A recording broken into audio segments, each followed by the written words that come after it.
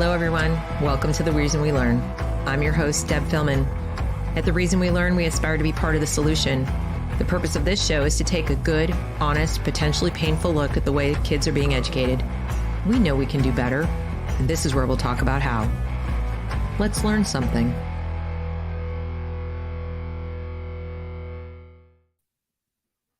Hello, everyone. Welcome to The Reason We Learn. I'm your host, Deb Philman. Welcome to the Dissonant Dispatch for this week. We've got a lot to discuss today. It's less about showing you news and more about talking about a subject that will help you look at news about education and parenting a little differently, I hope, or at least make you aware of things that are being talked about so it doesn't just kind of go in one ear and out the other without you pausing to think about it. And that is, we're going to talk about childhood itself. We're going to talk about what is a child. We walk around thinking we know the answer to that question, but I think Matt Walsh has shown us that, these days people have different definitions of words than we used to have. We used to think we knew what a woman was, right? Until we started asking people what a woman is and couldn't get an answer. Well, increasingly the same is true for child. You might have noticed there seems to be a different definition depending who you're talking to and depending on what they want your child to be able to do without your consent, but I'm getting ahead of myself. So before I get started on this very important topic, please consider subscribing to this channel. If you are concerned about education in America right now, this is where I talk about how we can address these issues. So while I'm not going to give you, step by step, here's how to fix everything and make it all better, I am going to teach you what is really going on, translate some terminology for you, and hopefully you can independently make your own decisions about what you need to do for your family. That's the goal here. I have my preferences, I have my opinions on what you should do, and I'll share them, but only you can decide for sure what to do. You can also like this broadcast, share this broadcast, get more people into the chat to discuss it with us live. And if you would be so kind as to consider supporting the work I do, I have many opportunities to do that, including purchasing books from Heroes of Liberty. These are fantastic books. I have a discount code listed below in the description section. So you get a discount and I get a little tiny piece of what you purchase, plus you get a wonderful book. So I can't say enough positive things about the books. You'll love to read them yourself. You'll love to gift them. If you don't have a child to gift them to a library. Put some great literature back into the library since they're loading it up with a bunch of not so great literature. So where to begin? The reason I chose this topic is I notice a lot of stories popping up about schools and policies related to parents. And then Gavin Newsom recently signed into law a crazy provision that basically will allow for people to take children across state lines who are not their parents and bring them to California where they can get medical treatment without the parents' consent if they're seeking transition. So it's a very specific kind of medical treatment. So things are going on that really push the envelope in terms of what a child is and what a child can consent to and what a child is capable of deciding on their own without their parents, without more knowledge. So even if you think, not all parents are great, Deb, okay, well, that's fine. But it doesn't then follow that a 12-year-old should be making permanent life-altering changes to their body. Their parent could be the worst parent in the world. It still doesn't make what people are talking about, allowing them to do all by themselves, a good idea. So who should stand in for those terrible parents? So, well, should it be the government? I don't think so. So I started seeing these stories come up, and it occurred to me that we've got the same people telling us we should be letting children vote. We should have kids as young as 16 voting. We should allow children as young as 6 to change their pronouns, their names, their gender identity without telling their parents, and it should be in the official documents at school. We, at the same time, are hearing that parents should be legally and financially responsible for their offspring until they're 26. When it comes to their medical care, certainly that should be on their insurance. So this same teenager who apparently doesn't need the parents' consent to travel all the way to California and be protected by the law in California from their parents coming to get them or even inquiring as to what's going on over there so they can get surgery to develop, to add a synthetic sex for themselves. Um, those same kids, the parents should be legally obligated to pay for all those medical changes and decisions until they're 26 years old because they're just children. So it seems a little contradictory. My daughter would like to get a piercing. She can't go do that on her own. She can't.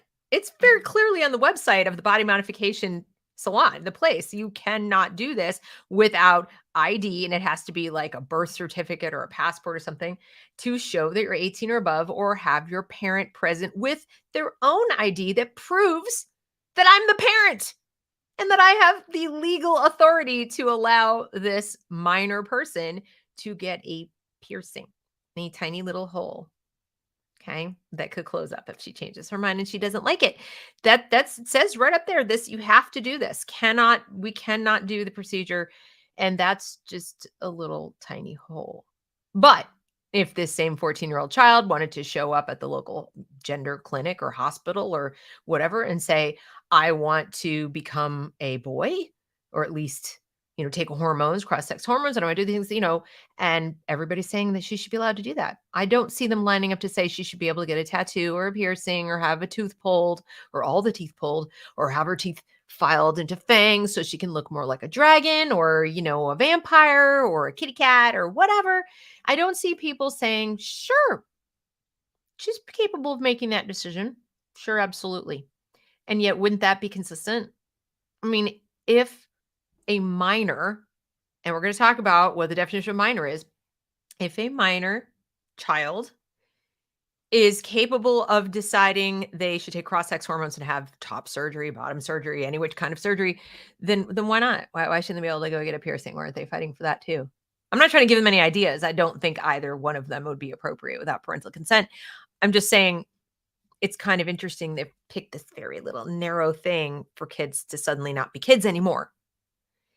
And what I'm going to show you is that even our government seems to know and acknowledge that children, otherwise known as human beings, below a certain age. So, child technically is typically considered to be, till about the age of, let's say, 13. And then we have, or, let's say 10. But I've found different definitions. And then we have preteen. Well, 16 years old, hi Regina, 16 years old is typically age of consent for sex in many states. Some have higher, believe it or not. But so we've got there are lots of different consent rules. We're going to talk about that too. But we've got child, we've got tween, we've got all these things. But regardless, under the law, I checked across the United States, a minor is still 18. For most purposes, a minor is 18. For some things about obscenity and so forth, it's 17 and below, but it's still 17 or 18. And we're talking about children, kids in K through 12 school in particular, pretty much don't go past 18. Even in senior year, they're like 17. Yeah, 16-year-olds, they do want them to vote, and they're saying, why shouldn't they? And, and why shouldn't they consent to surgery? But keep them on your insurance, mom and dad, until, whatever. And the same kid who can make a decision to sterilize themselves with hormones apparently shouldn't be allowed to get a job at Chick-fil-A or McDonald's or anywhere because they're not old enough to work. So this is what has us here tonight. You're not old enough to work at a fast food job or really any job, but you can go and sterilize yourself. You can change your name behind your parents' back. You can change your pronouns. You can become a completely different person. We won't tell.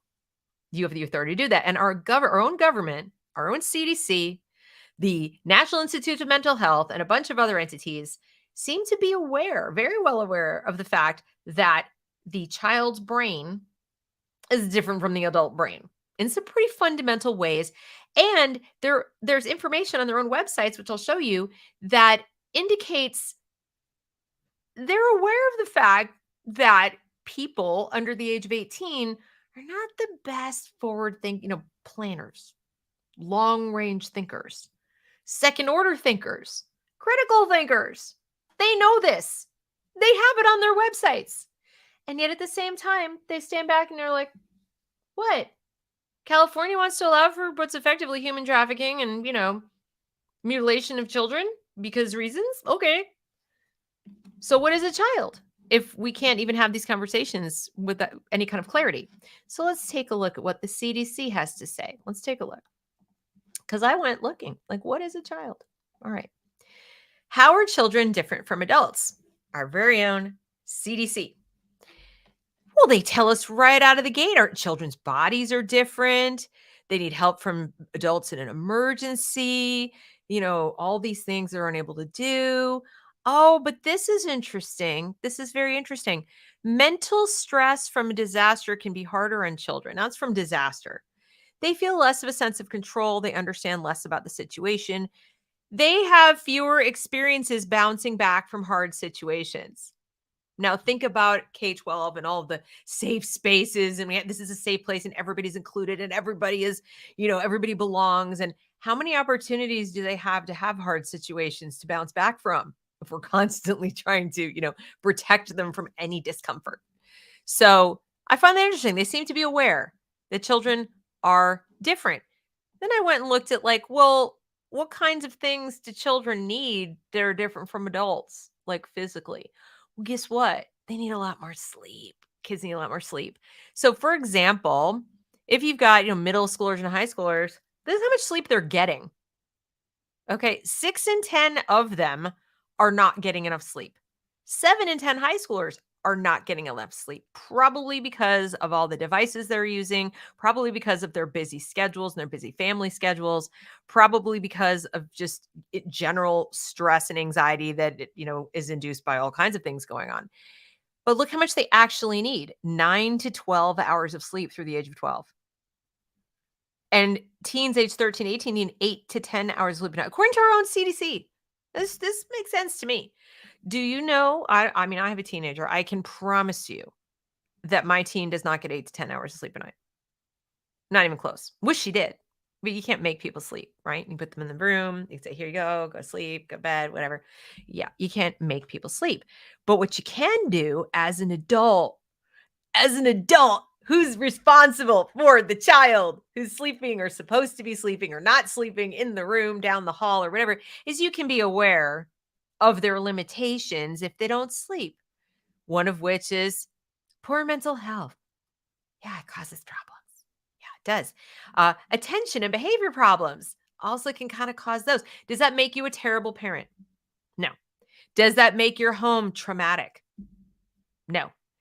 Could they be not sleeping for any number of 100 reasons that have nothing to do with your parenting skill? Uh-huh. Okay. So could the lack of sleep and the lack of attention and the associated behavior problems and possible anxiety and things that are going on because of not getting enough sleep, do you think those could manifest during the 7 or 8 hours a day that they're at school in such a way that a teacher or counselor could notice the sleep deprived child? Probably. What are they usually attributing it to? Yeah, parents. It's our fault. Yeah.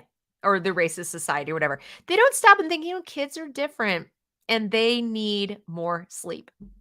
And they're not getting sleep because because of this. And I have to do my homework, Mom, and I'm staring at a light coming off a screen until 10 o'clock at night. And now my melatonin production is all completely screwed up because I'm not reading an actual book. See, there's a big difference between taking this book, a book, by the way, they'll never read in school, but used to be read in school. It's all about communism. Anyway, there's a difference between reading this book before I go to sleep and putting it down and closing it and turning the lights off and taking the blue light and turning that off and trying to go to sleep. Big difference. We know that biologically. Everybody knows that, but they ignore it. Like somehow magically these kids are supposed to just be like, and the only thing that could possibly be wrong would be terrible parenting by bigoted parents, of course. So they know this.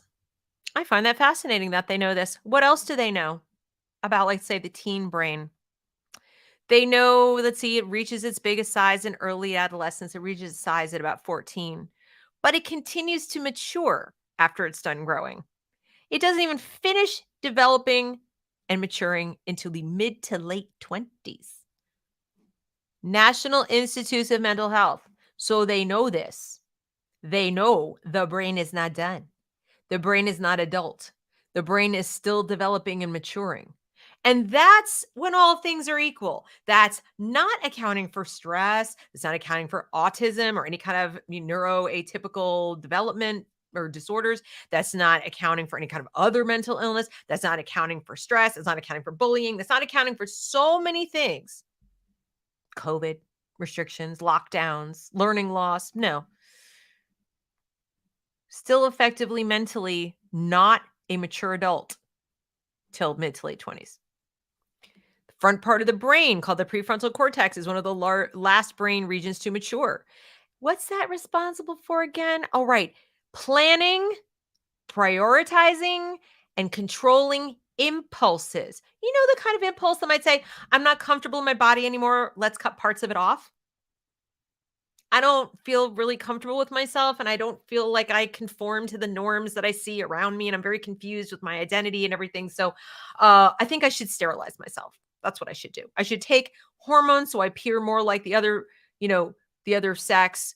Literally, it's not enough to just cut my hair and wear different clothes. I need to make these permanent changes because I'm such an excellent planner and I have so much impulse control. But we're letting them do it.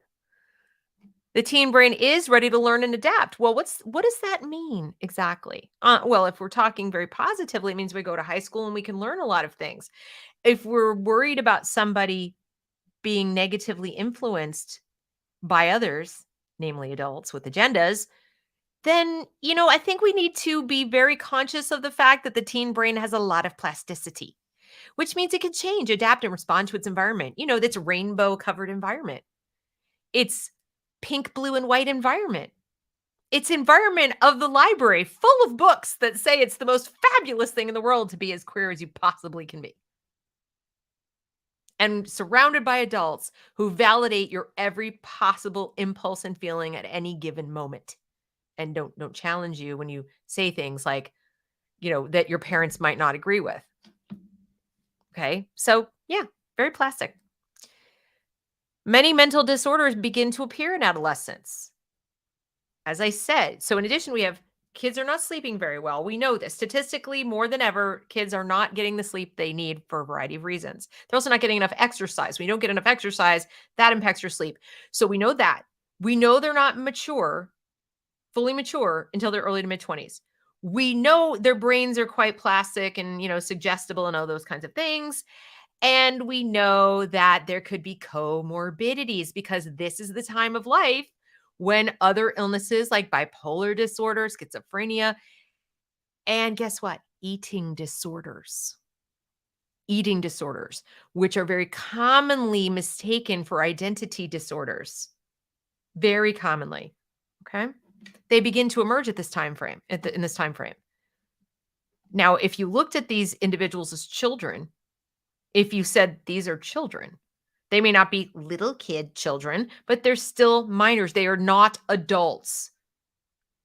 You might say, we really have to take things they say and do and want with a giant grain of salt because all this is going on. They are still children, right? But we're not, are we? We're not. We're saying, well, yes, of course they're children if what you want is a hole in your nose. But if what you want to do is lop off your breast, no, you're an adult. Oh, you want to have a tooth pulled and mom can't make it to sign the paper? Sorry, you're going to have to wait. You would like to have your testicles removed? No problem.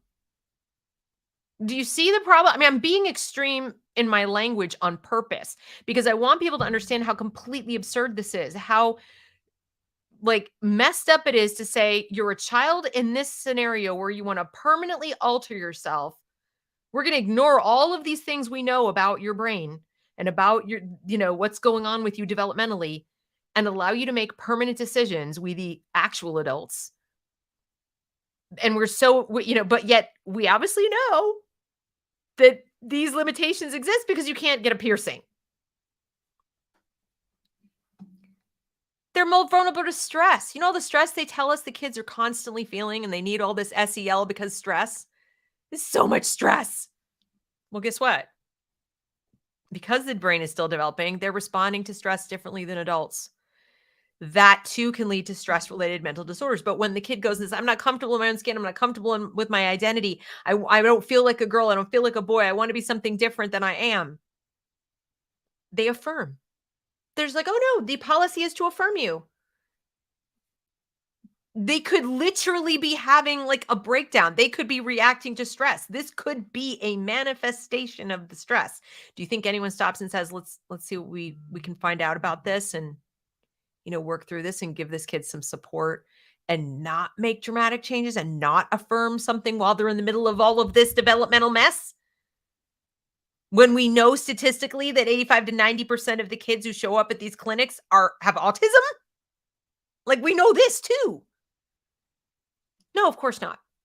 For this purpose, they're adults. So they need more sleep. We talked about that. Now, the good news is the teen brain is resilient. The bad news is the teen brain is resilient. What that means is they can do all these things and then they do grow up. And guess what happens? They're able to look back on their life and say, what did I do? And what did you let me do? And where were you when I needed you? So their brain is able to mature enough at some point. And if that happens, woe to the adults that stood back and let them make these terrible decisions, because their brain has the capacity to know what you did. So, I mean, if you're good with that, I wouldn't be personally. I think that history is going to judge people very harshly. Let's take another look at some stages of development. Now, I'm going to go into more detail. Well, not so much I am, but I'm going to be on a show on Wednesday with Fabian Liberty, and we're going to talk about the stages of development. We're going to talk about Piaget, Erikson. But tonight, I just want to go through these Erikson stages. I am not saying these are facts. Okay, this is sort of a theory. All right, it's a theory of development, and there are parts of it I agree with, parts of it I don't so much agree with. But I just want to show it to you because even if you were to say Erikson is the truth, we have a problem. And that is that here in this 12 to 18 years of age stage, we have identity versus confusion. In other words, it's an extremely normal thing for kids in that age range to have identity versus role confusion in their psychosocial development. It's normal to be confused. Now add a layer of confusion externally with neuroplasticity that's very receptive to the environment and adaptive to the environment, where it says, hey, roles, confusion, be more confused. And what have you got? You've got a toxic soup of a kid who in the wrong hands with the wrong environment is like clay. They're a mess.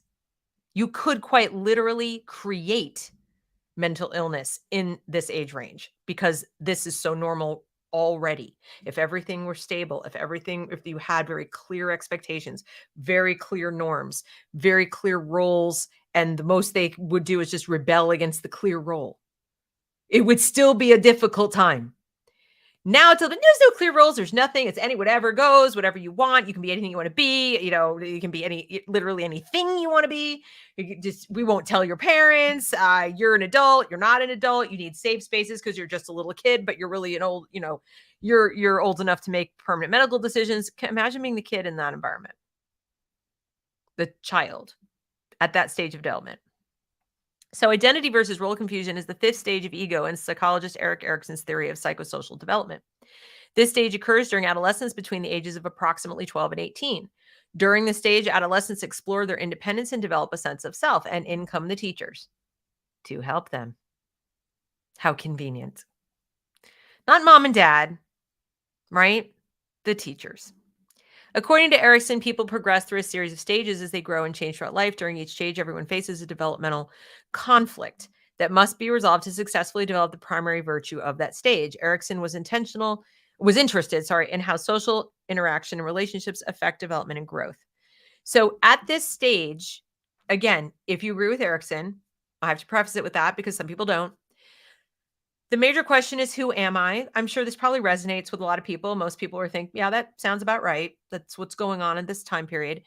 The basic virtue is fidelity or your loyalty, and the important events are social relationships. Now, if you portray to the child at this point in time that loyalty, fidelity, whatever, and your social relationships is, if that's what they already think is paramount, that's their level of development, and you capitalize on that and you tell them that they need to identify the groups to which they belong, and that in belonging to those groups, they're either an ally or what's the opposite of an ally?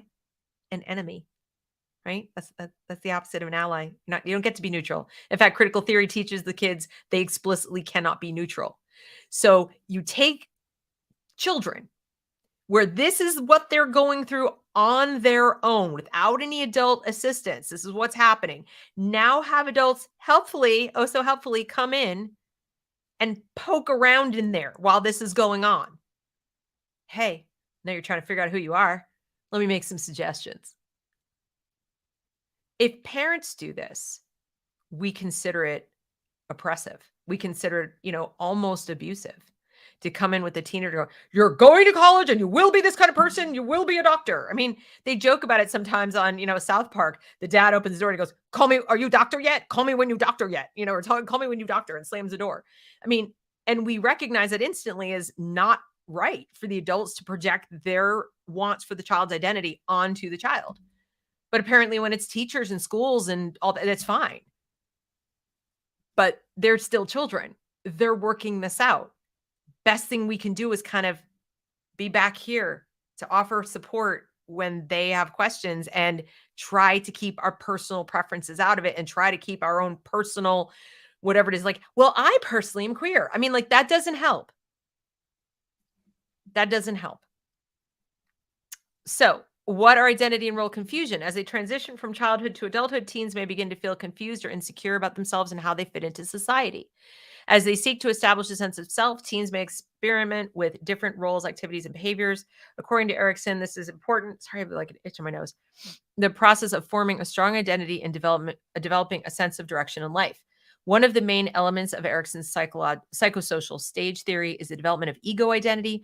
It is the conscious sense of self that we develop through social interaction, which is constantly changing due to new experiences and information we acquire in our daily interactions with others. And so they're working on, self sameness, a sense of continuity within the self. How much is that reflected when the kid goes, today my pronouns are this, tomorrow my pronouns are that? They're not really going to get this, are they? Uniqueness, a frame to differentiate between self and interaction with others. We have made everything right now in schools so other-centric, and so you have to be transparent. You have to be almost like wearing your identity on your sleeve. They're not going to get this. And then the psychosocial development, mental and physical health. Well, guess what? A lot of these kids are a mess. And it gets poked and poked and poked by the teachers. So role confusion is being unsure of who you are and where you fit, drifting from one job or relationship to another, feeling disappointed and confused about your place in life. This is epidemic right now. And part of why it is it's a normal stage of development, but they're not getting the support they need of continuity and stability and mature adults modeling to them, this is what it looks like when an individual is very stable and comfortable in their own skin. That doesn't mean all the individuals around them have to be the same. And I'll give you an example. You've seen the teachers of TikTok who go online and they cry about how excited they are that the student has used their proper pronouns, and how the biggest part of their day was such and such, or it was so important to them that their students did XYZ. These are children in adult bodies. These are people who did not get through this phase and grow up. They are still looking to the outside world to validate them. They're looking to other children to validate them. So they're stuck in this phase. They're literally stuck in an arrested stage of development where they cannot know who they are without other people labeling them and telling them who they are in the way they want, or the way they think they want, or they don't feel whole. So we've got adolescents trying to grow up surrounded by adolescents. That's what I mean. If you had a person who's a gay teacher or whatever, who was just very comfortable in their own skin and just living their life and minding their business and not needing to come out to their students any more than a hetero student teacher needs to say, I'm straight. And they might say, well, that's just assumed. Maybe so, but maybe not. We do live in that world nowadays where it could go either way for a lot of people. So it's no better for the teacher who's straight to walk around and go, yeah, I'm straight. Look at me. Straight pride. Like, that would be weird. Well, it's equally weird when it's an adult doing it to children and they're gay, or when they're non-binary, or when they're trans, or whatever they say they are. That's about them. That's not about helping their students grow up. So there's another one. I mean, you can find these all over. This information is readily available. It was taught to us when I went to graduate school. We had to take child development in my teacher ed. And I'm wondering, did they not take these classes? Did they sleep through them? Or did they just decide they don't matter anymore and that they can make children be whatever they want them to be and then, say they're not when they're not anymore? So, it says here, teenagers can look like adults, dress like adults, and even act like adults at times. And it might be hard to tell, but it's crucial to remember that their brains are wired completely differently. It says it right there. Completely differently. And Gavin Newsom and a bunch of other lawmakers think that, no, we have to treat them like they have the same impulse control and forward thinking and planning skills as adults. Oh, okay, let me affirm you. No, it's literally your responsibility as an adult not to do that. So it says it's long been known that at the end of the day, teenagers just don't think like adults. And that's because the different sections of their brains aren't connected the way they will be once they've matured a little more. Most specifically, teenagers lack many of the nerve connections that tie the frontal lobe to the rest of the brain, limiting their ability to think ahead. Why would you not classify someone a child, or at least still the child of their parents, if this is a problem? Okay. Now, speaking of that, and there's more, NPR. I brought these up specifically. I brought up the CDC, NPR, the National Institute of Mental Health. I specifically chose these sources so nobody could say, well, that's the Daily Wire and that's this and that's that. No, these are literally the government approved sites. These are the left-wing approved sites telling us that teenagers are not grown up yet. Teenagers need different things. Teenagers are still children. Not children like your, elementary school child, although remember, they're letting kids as young as 6. At 6 transition. I'm being kind. I'm picking teenagers and giving a little leeway to the teachers and the educators and the doctors, but we all know that they're saying, hey, it could be as young as 2. And I'm going to show you that, but that somebody's saying that.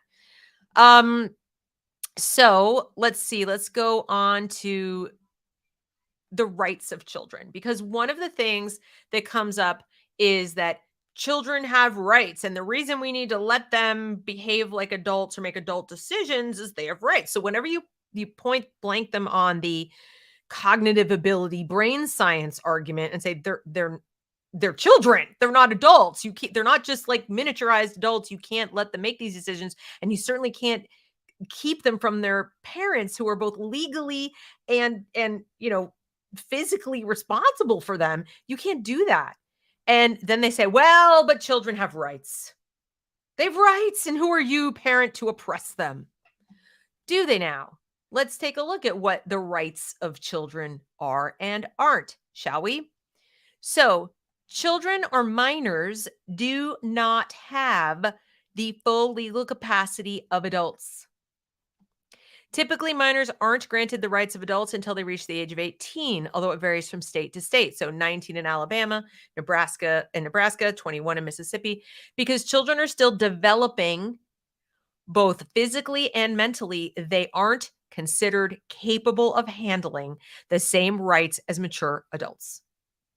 For instance, children don't have the right to vote, own property, consent to medical treatment, sue or be sued, or enter into certain types of contracts. So what's so fascinating is I don't hear the doctors, WPATH, all these different people at the various hospital gender clinics saying, absolutely, they're not only capable of making these decisions, but they're capable of suing us later if we mess them up and botch these experimental surgeries.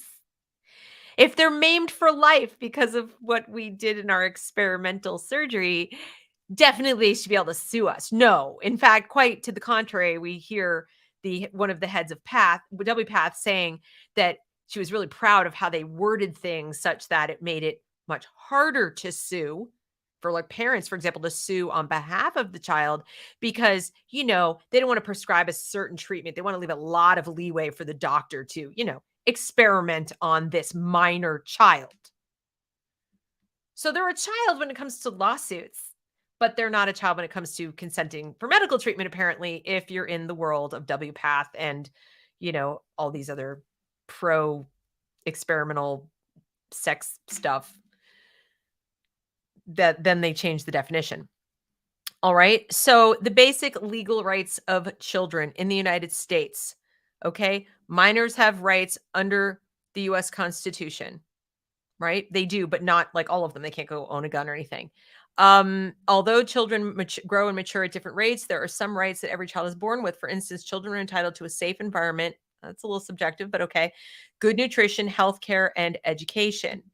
Although parents have the right to raise their children as they see fit, if a child is not safe, the state will remove the children from their home. Parents are required to meet the child's basic needs. Now, one of the questions I had as I read that was, we know, it was about those unsafe states. What would make a child so unsafe that the government, that the state should be able to come and take them out of their home. And so I went and took a look. And the reason I took a look was that we now have schools acting on behalf of the state to remove children from the care of their parents if the parents won't affirm them and they say they're a different sex. If they'll deny them that particular medical care, not other medical care, but that specific medical care, they will remove the child from the home. They will decide they're not safe. Well, prior to this push for trans, whatever they want to call it, there's no such thing as a trans kid. I'll say it 100 times. If they ban me from YouTube, so be it. But because of this push to turn them into these people, I want to look at what would heretofore have been grounds for involuntary termination. Severe or chronic abuse and neglect, sexual abuse, abuse or neglect of other children in the household, abandonment, long-term mental illness or deficiency of the parents, long-term alcohol or drug-induced incapacity of the parents, failure to support or maintain contact with the child. And I think by this, they mean, they're just ignoring them. They're not paying for their needs, and involuntary termination of the rights of the parent to another child. So if their rights were terminated to another child, that could be grounds for removing this child from the home. But it says also certain felonies, if the parent commits a crime of violence against their child or another family member. These are pretty severe, don't you think? Yeah. I don't see not affirming their latest whim or delusion. I don't see that. I really don't. In fact, I'm pretty sure that if more grounds to remove the child with an eating disorder from a home if the parent did affirm it. If the parent said, "Yeah, you should probably not eat today either. You look a little chubby. I see. I can't see your collarbone as clearly as I did yesterday. So yeah, keep on keeping on with that anorexia. I'm so proud of you."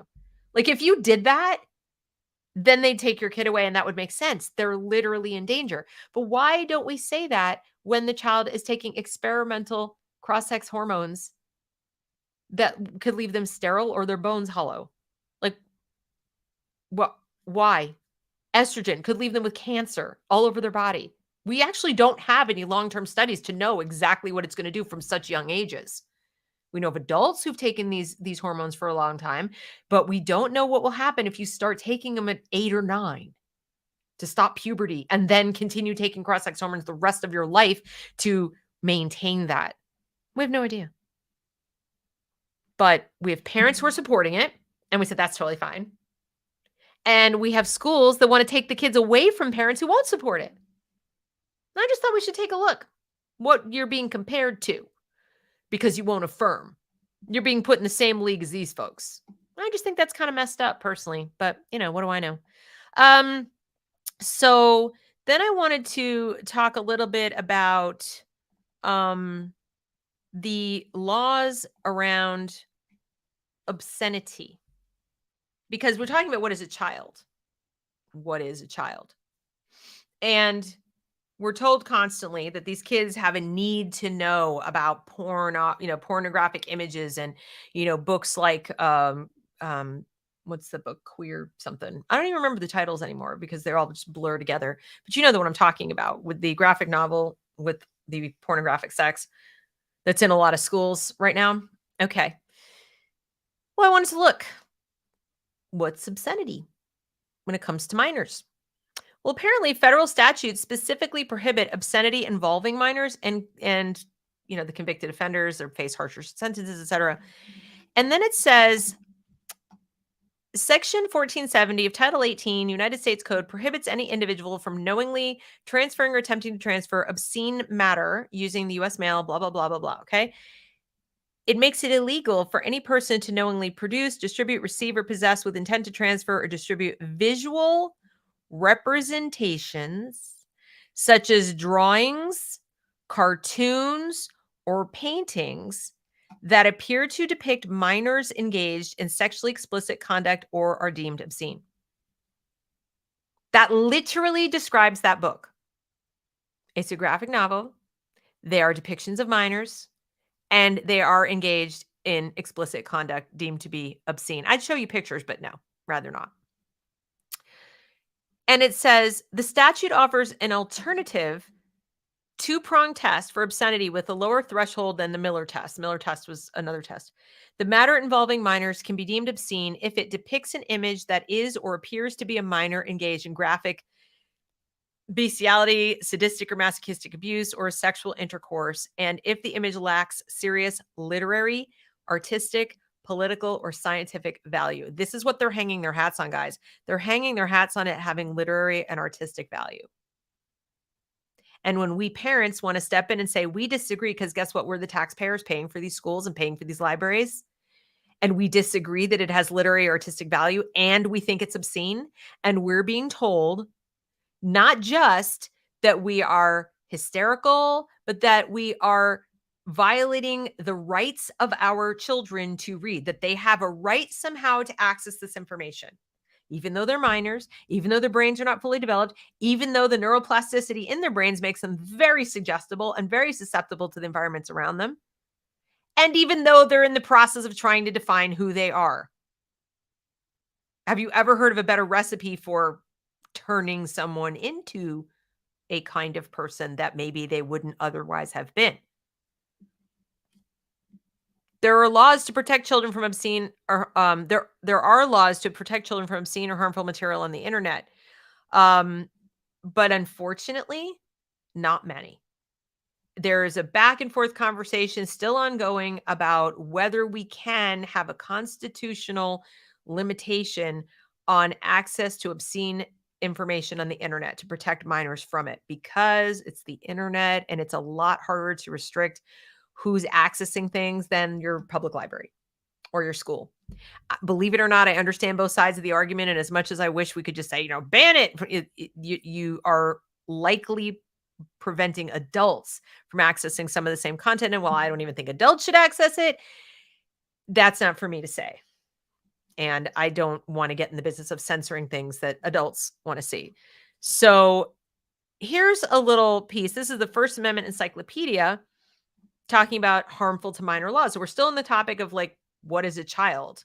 Minor, harmful to minor laws. Harmful to minor laws seek to protect minors generally considered those 17 and younger. So the harmful to minor laws is taking them at 17 and below from pornography, obscenity, and other material that may bring harm to them. These laws are based on the concept of variable obscenity. That is, material can be considered obscene when viewed by children and young people, though not when viewed by adults. Once again, contradiction. This has been the standard since forever. Okay, that there's variable obscenity. Something can be obscene when you're, a 10-year-old's looking at it, but not when a 30-year-old's looking at it. And yet, to hear these librarians and educators talk, there should be no distinction. It's written material. It's expression, it's art, it's whatever it is all by itself, and therefore people have a right to see it, and anyone who says otherwise is, a prude, a Nazi, a fascist, a bigot, you pick your term. Meanwhile, we parents of all political persuasions are like, I'm a parent and that's a child. That's a child. And they gloss over that. No, it's just another person. It's just another reader. It's just another viewer. Or it's a learner. That's the other thing. They're not even our children after a point. They're students. They're learners. They're member of identity groups. And when we want to call them children, somehow we're the reactionary crazy people. And like, no, there's scientific evidence they are children. They are minors. So there's a legal precedent here. And they are biologically, physiologically, psychologically, cognitively children. Okay. So there is, if you're interested, the United States Department of Justice has a Citizen's Guide to Federal Law on Child Pornography, as well as the Federal Law on Obscenity. I encourage you all to go look them up so that when you get into these conversations with people, or you go to your school board meeting and somebody says, no, it's not obscene, it's not or there's no laws, or this is protected speech. No, it's not. And you're going to have to push back, or it's quickly going to not become, protected speech. Let's take a look at age of consent. Now, this is the age of consent to sex. And this is relevant because, as you probably have heard, there has been a blurring of the lines too, in terms of, what's a pedophile and what's grooming and whatever. And people are trying, like that Dickens, to get MAP adopted, minor attracted person. Like that somehow softens it. That's okay. And some of the people involved in that kind of work would like to change these. They would like to get rid of statutory rape, and they would like to change these consent laws. So what you see here is every place that's very light green is 18 years of age. The slightly darker green is 17, and the very dark is 16. Isn't that ironic? That the age of consent in California, where Governor Newsom says it's perfectly okay for your minor child as young as, I believe it's 10 or 11, can go there for not just the sex, for gender reassignment surgeries or hormones, but also abortion too, right? And yet they can't legally have consent to sex until they're 18. Anyone else find that strange? Like, it's by definition rape in California if you are an 11-year-old and you're pregnant and you show up and say, I'm coming from state where abortion is restricted or illegal. I need an abortion. Please, state of California, pay for it and pay for my bus ticket and pay for all of the other things. And are they going to investigate? Are they going to call the parents? Are they going to say we have a rape victim here?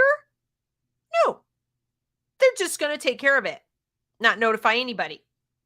No consistency. You're a child when you want to have sex. You're a child. It's not allowed. I mean, of course, we know people do it, but just saying, if child A wanted to point at somebody else and say, you raped me, they could. They could. But we're going to treat this kid coming here for gender reassignment treatment or, gender treatment, that we're going to treat them like they're an adult. They can make these decisions all by themselves. And we shouldn't be at all suspicious of any adult, not their parent, who's bringing them. No, it's okay. It's totally fine. So I just had to show that to you because I thought that was an inconsistency worth noting. Another thing, here was an article I found about it's a long article. I'm not going to go through it. Toward a constitutional regulation of minors' access to harmful internet speech. What I liked about this paper, and I'll go ahead and put it here for you, is that they go through some pretty decent arguments for it and how it might be implemented. So if you're interested in that and want to fight for something like that, read this and maybe you can get in touch with the people who are working on that. The next thing I wanted to talk about with this, here, let's take a look at some of this. See, here it is. Newsom signs bill allowing state to revoke out-of-state parents' rights. over the kid, transgender treatment. They can't do anything about it. They're children, but in California, they belong to the state if they want that. That's totally fine, apparently. Okay. Then we have this charming person down here. This is a school board candidate. It says Centennial School Board candidate Jessica Schwinn thinks parents should have no authority over their kids. She's very, very fired up. Take a good look at all the candidates running for your local school board. Many want to bring this movement into public schools. And this says the parental rights movement. Oh no, perish the thought. Parental rights assumes that a child is the property of the parent. No, not property, responsibility.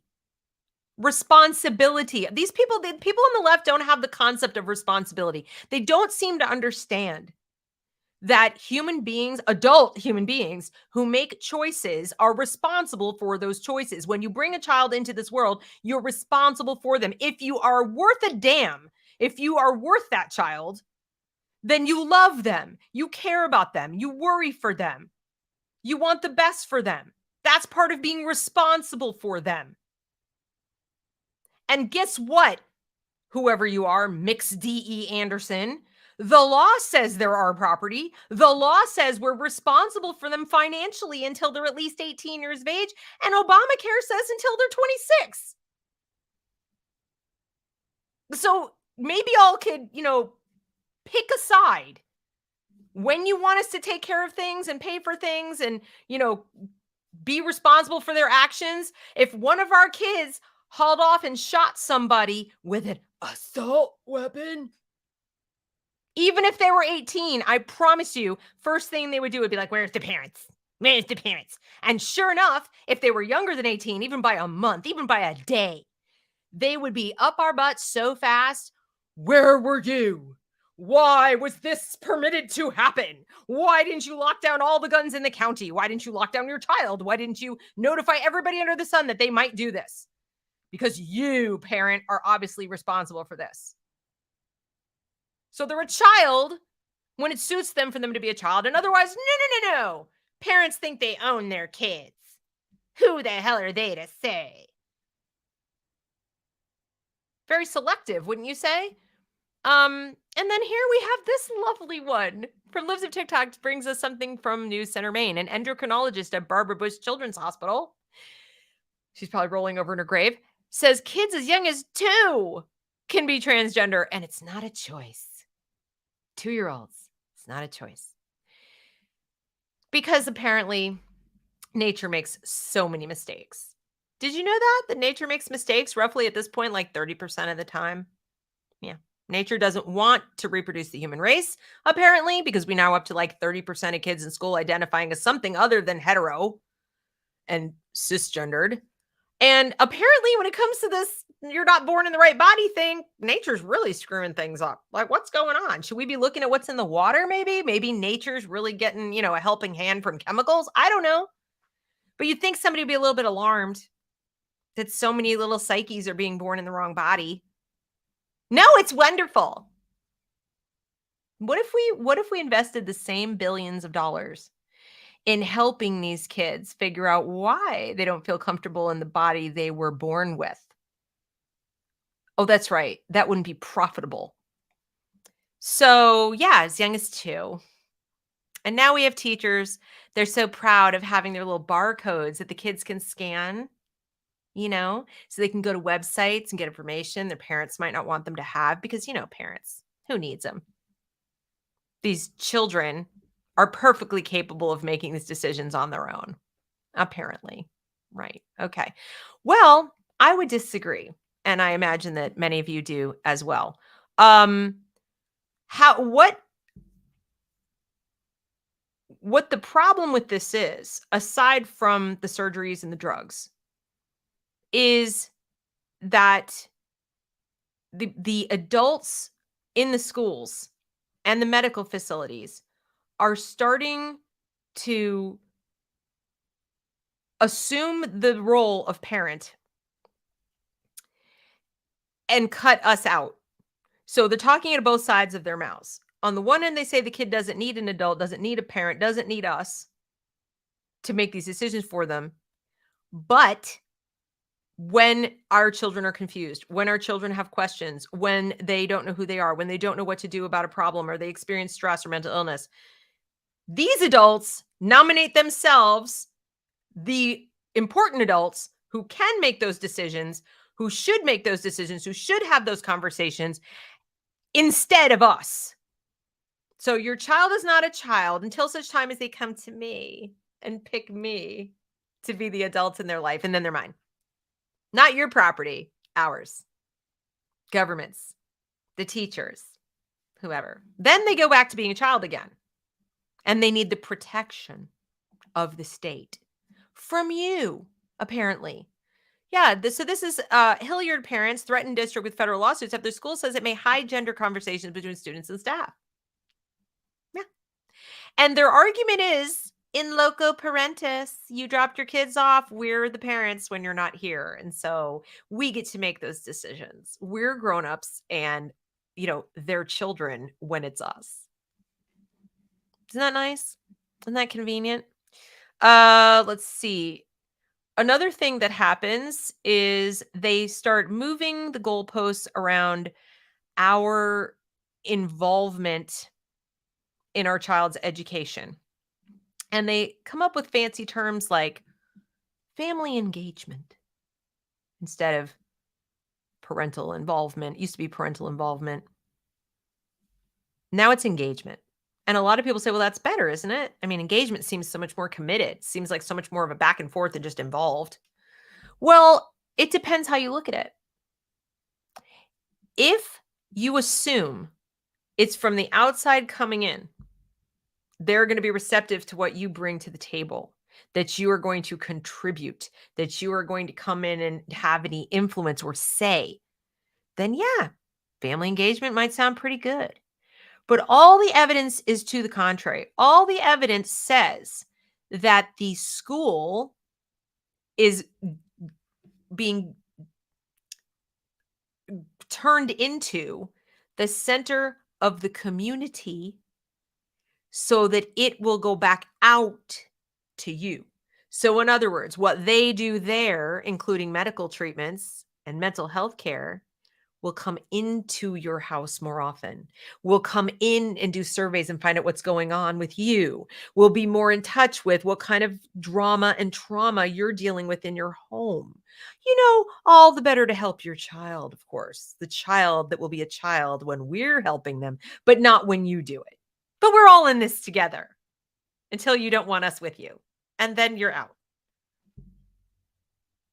That's why I'm very suspicious of family engagement.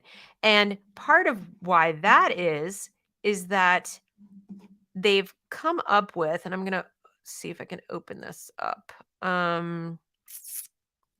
There's a document. Yeah, here it is. Let's see if I can. Yeah. So, well, first of all, look at their definition of the difference. Parental involvement. Parental involvement is a general term that describes parents' participation in their children's education. Parental engagement is a parent's active and meaningful participation in children's education. Active and meaningful? We parents are trying to get in there and be more active and make a meaningful difference in their education. They're telling us to shut up and get out. So I'm real skeptical that that's what they mean. Parental engagement indicates a greater commitment from the parent's side. Please hear what they're saying to you. Commitment from the parent's side to what they're doing. Remember, they define education, you don't. They decide what needs to be taught, you don't. Parental engagement means your commitment to back them up, not theirs to back you up. And what I was looking for actually was there was a document that went into some detail about, I think, is it this one? There was a whole document explaining about what they call ACEs, or something suffered, like childhood experience, like adverse childhood experiences. And when I looked at that document, that blew my mind because here it is. Okay, I'm gonna have to open a different screen now to show it to you. because this really I found it to be very creepy. Maybe you will, maybe you won't. Um, let's see. Why is this not showing? Okay, here it is. So this is from New Jersey. ACE, that's the adverse childhood experience. Okay. And they want a statewide action plan. This is very detailed. I can't possibly go through all of it for you, but when I was looking at it, you know, two things struck me. One is congrats on the level of detail. Like, wow. Okay. The other thing is how much truth is in it.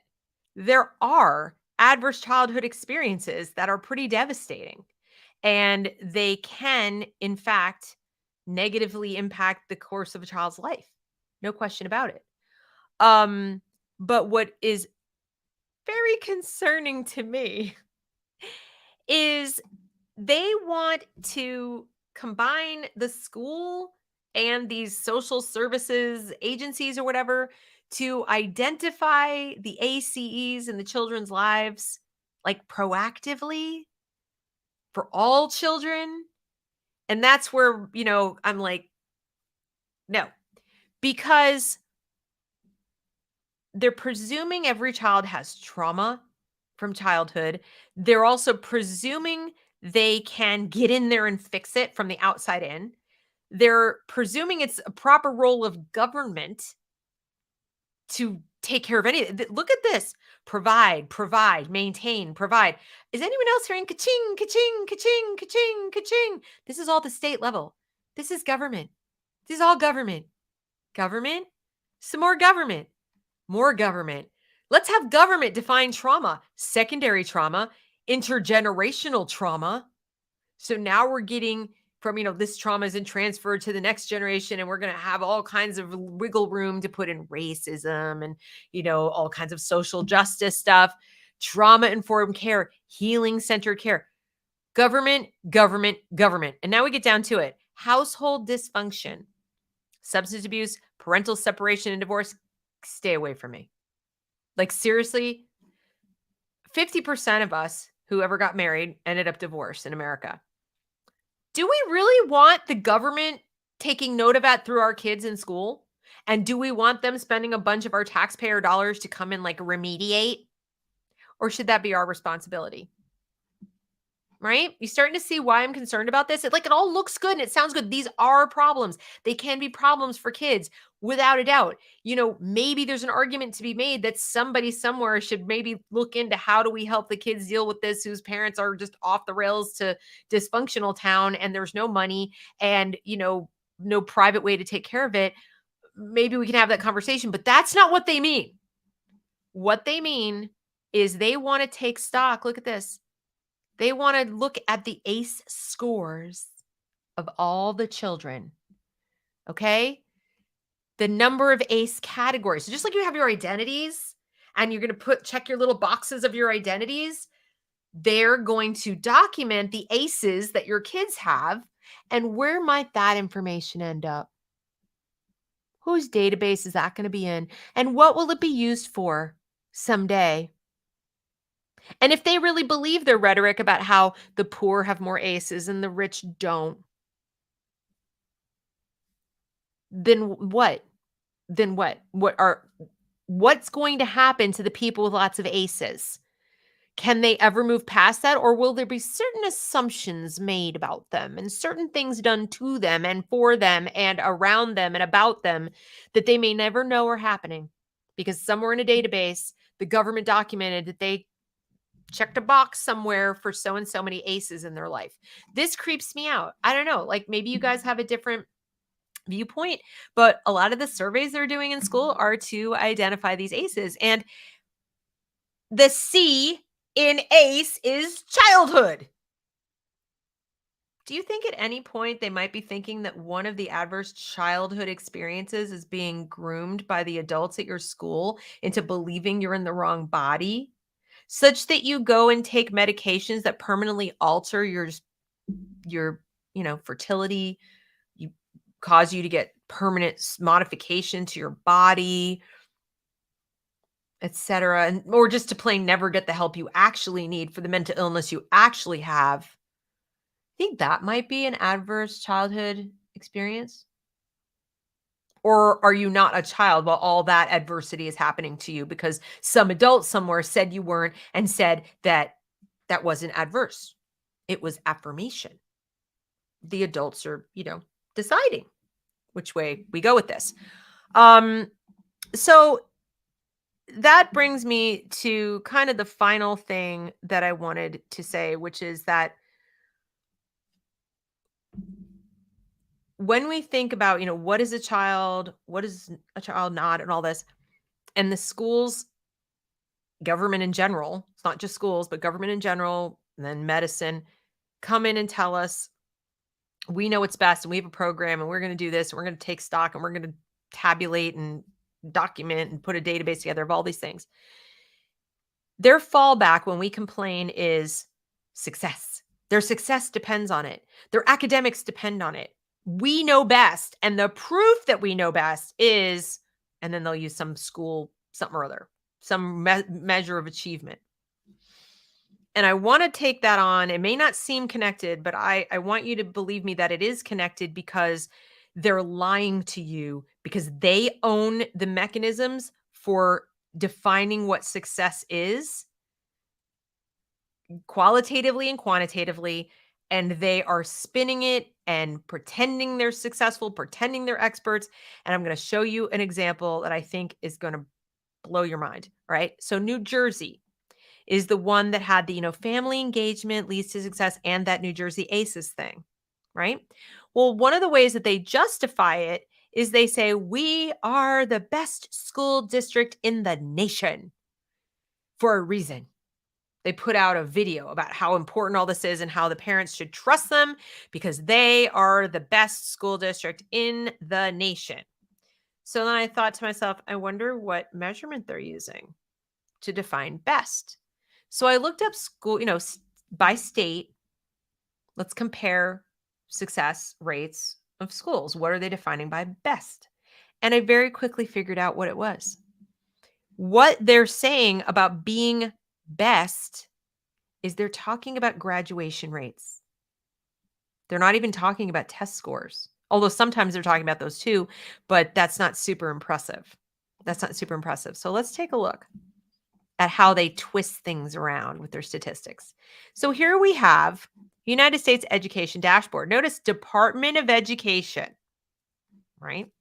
So average freshman graduation rates for public secondary schools, right?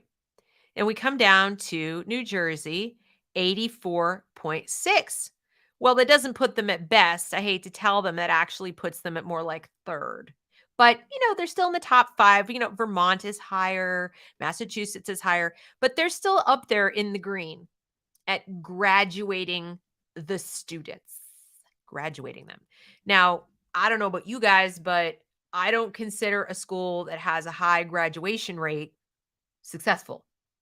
It means nothing to me because they decide who graduates. The state decides what graduation criteria are. The individual schools decide what the grades are and the GPAs are and decide what it takes to be promoted to the next grade. And they decide who graduates. And we all know what's going on in Baltimore. We got in Maryland. You want to take a look at Maryland? Maryland has an 80.4% graduation rate. And yet we know that of the 13 high schools in Baltimore, 0 of the kids are proficient at English or math. 0. And yet, graduation. So that means nothing to me. As a parent, as a thinking person with a functioning brain, this is just a way to take a statistic and go, we're awesome. Yeah, that's, meaningless. So then I went over to the, New Jersey. I was like, well, let's take a look at the test scores. They're so awesome. They get to tell us how to raise our kids, what a kid is, what a kid isn't, when we have parental rights, when we don't. Okay, well, let's look. New Jersey, math, graduating, 33% proficient. What did we say was the graduation rate? 84%? 33% are proficient at math. 41% proficient at reading. And yet, 8 out of 10 of them graduated. That seems a little skewed to me. I don't know. Again, could be wrong, but that doesn't seem like best. If you're curious what the national average is, if we didn't want to select, and we just wanted to do the public schools in general, nationwide. Let's take a look. Oh, okay. So 24% and 36. So again, when New Jersey goes, we're one of the best. And I'm like, yeah, that's not really hard. That's just, I'm sorry. I don't know why you're like having a little victory dance here, because beating out 24% proficient and 36% proficient is not exactly like giving you, the right to tell me how to parent my child or how to educate my child. That's no, you just have not earned that. You are not the experts, clearly. This is a government site, the nation's report card.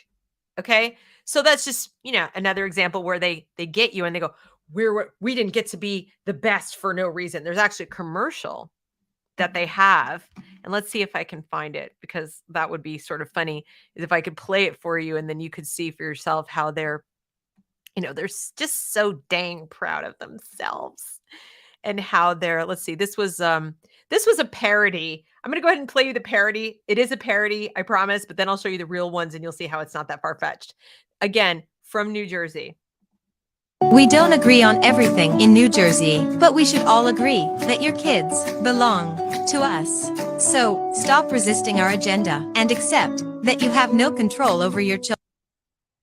To all the radical extremist parents out there, back off. We are the NJEA. We don't agree. Okay, that's the parody, but the reason they made it, it was an attack ad for sure. But they made it because the teachers union had actual ads. I want to see if I can find them. Where were they before? Maybe it was here. No, it wasn't here. There are ads that they had where the teachers union defended themselves. Like the actual teachers union ads were not that far off. I'm going to see if I can find it. Hang on. I'm going to go get it, because when I watched them, I was like, wait a second, that's pretty dang close anyway. And yet they leave out the part about how, you're, an extremist or whatever. But let's see if I can find it. But they do go so far as to say that parents are extremists and don't know best for their children, and it's very presumptuous of us to think that we do, and so on and so forth. And that's what blew my mind, is that I can't find it. I'm sorry. I'll have to figure it out later. But they were just really similar to those ads. And they said, essentially that it's a small group of extremists that want to just yell at them. We're not extremists. We don't think that they're entitled to tell us what education should be based on these crazy scores. Now, going back to what we were talking about, I have some personal access to evidence that illustrates the point of graduating people who ought not graduate better than anything else I could show you. And that is a transcript. And it is from a local high school right here where I live. I know the student. And this is a student who I've known since well before they went to high school. The student needed extra help going into high school. That was made known to the school. The school said, we'll take care of it. Yep. We're on top of this, etc. And year after year, this student was failed and moved on ahead without any intervention to say, we got to time out. Something's going wrong. And this is not a student who is like a behavior problem. This is not a student with, such severe special needs that it couldn't be addressed. This is a pure case of neglect. just straight up neglect of a student actually dealing with some bullying that they ignored, and just neglect. Just neglect. Just, keep on, go. It's on you. It's on you. It's on you. So here we have, these are the North Carolina Board of Governors standards to graduate would require 4 more credits. Okay, a physical science, foreign language, and some math. All right. Currently, they have 17 credits towards graduation. They need 26 or something. Everything here, the test scores, not proficient, not proficient, not proficient. Class rank, 830 out of 896. Cumulative GPA, 1. 1. This student is now a senior, or was, rather. This is one of the best high schools in Charlotte, North Carolina. There are 2 high schools that are known to be very good. They're so good. You want to live in that district. It's very, very high taxes. It's the school my eldest daughter went to as a freshman, and I couldn't wait to get her out of there. I was just so disgusted. Horrible. But people go, oh, it's so great. Oh, you're so lucky to be in that school. I'm like, are you kidding me? So this student had, similar thoughts of like, great school. It's going to be great. So great. So COVID, definitely interrupted some of that, but this is, 3 years like this. Okay. This student has since decided to go the GED route because they can't even get anything else out of this building. The teachers rather just don't care. Student met with a guidance counselor early this fall and was basically told, like, you're on your own. Like, you should have straightened up a long time ago. And again, we're not talking about a disciplinary problem. We're talking about a kid who really struggles with studying, struggles with attention, has ADD, has a 504 plan. Put it all on her. And yeah, this started way before COVID. And they didn't even try. They didn't even try. They should have been lighting their hair on fire about this kid. What can we do? How can we help? Do you need a tutor? Do you need to be in different classes? What can we do to, improve this situation? They would have graduated this student. Had this student showed up, sat for classes, put, butt in the seat. The student wanted to do remote learning because the student said, I can't concentrate. There's bullies that have it out for me. At one point, the student needed a restraining order against one of the bullies. They wouldn't do anything to punish the bully. So instead of saying, yes, you can do the remote learning, they said, no, you can't because your GPA is too low. Whose fault is that? You could say it's the student's fault, but it's not only, when it's this low, it's not only their fault. Okay. And so the student's like, well, I'm not coming back to the school. They were bullying the student to come back to the school. You got to come and you got to sit in the class. Why do you think that is? The student has not been successful sitting in the school. Why is that? Because of money. Because if the student sits butt in a seat in the school, they get daily attendance money. This student was dollar signs. That's it. That's it. They didn't even care. Student left, came and said, can I have my transcript? You're really doing it? You're really leaving? Yes. She said, I'm really leaving. Goodbye. You have failed to educate me. I am out. I'm going to try to go solve this problem on my own. And they would have let the student sit for the rest of the classes and graduate with that GPA, those test scores, and they would have been like, we're done. So when people tell me we have an 84% graduation rate, I'm like, so that's meaningless. Call me when you have a 75% proficiency rate on reading and math. And that I'm being kind. Do you think that's satisfactory for the United States of America? 75%? I don't. Well, guess what? We're not even at 25% on the math, and we're not even at 35% on the English, on the reading.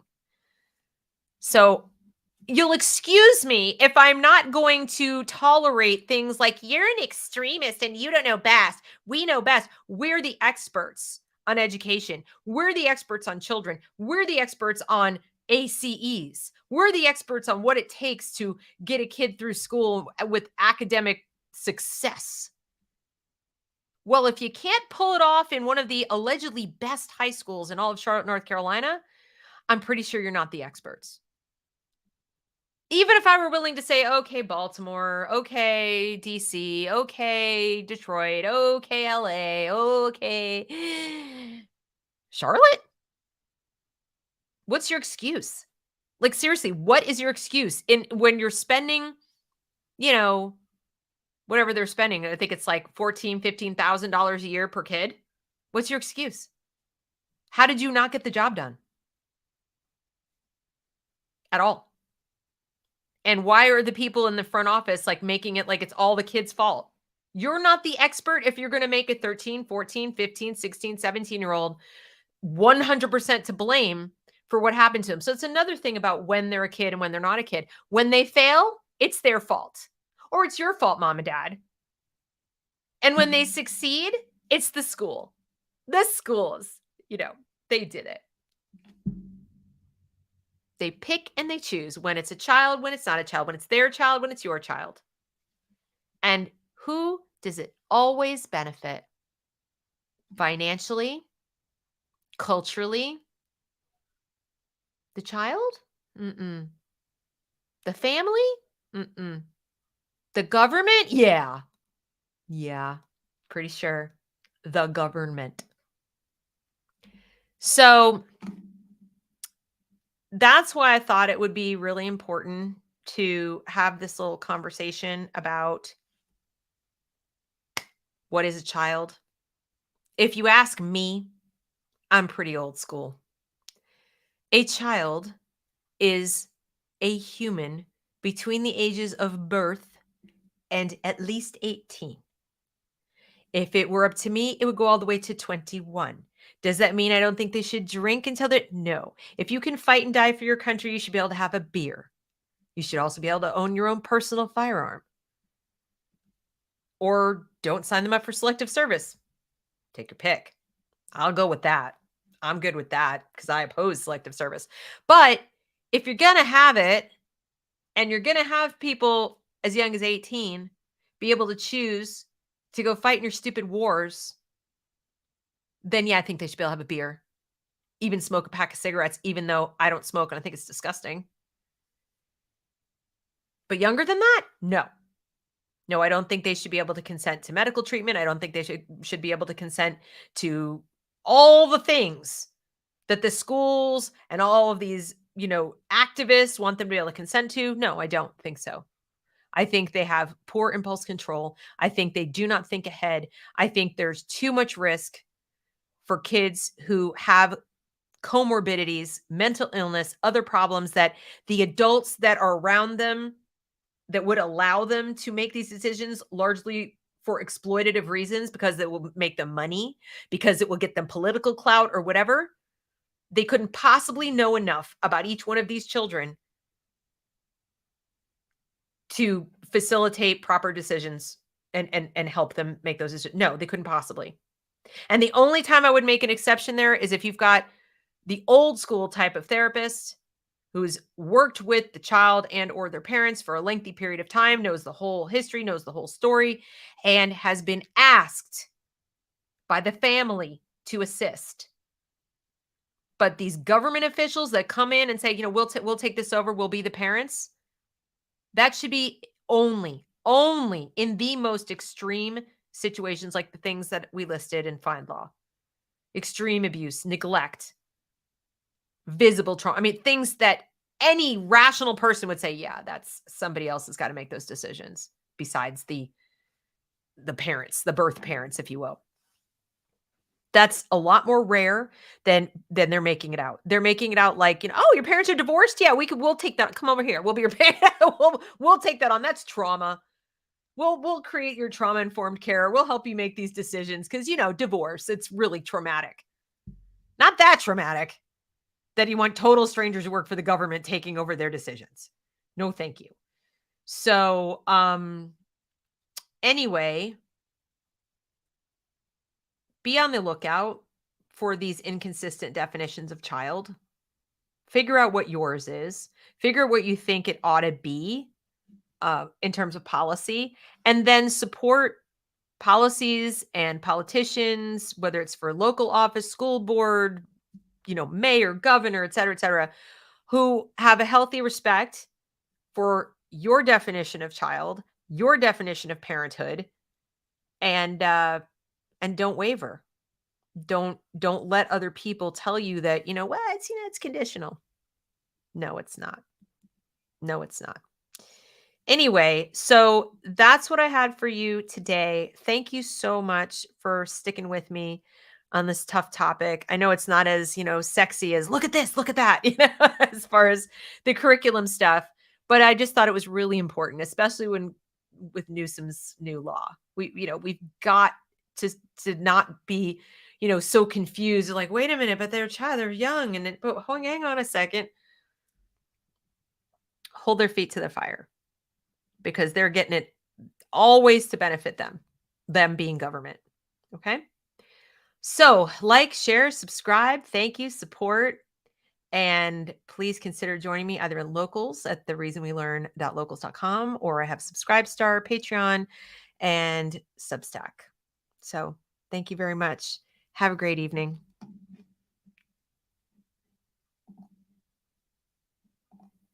I got to kick this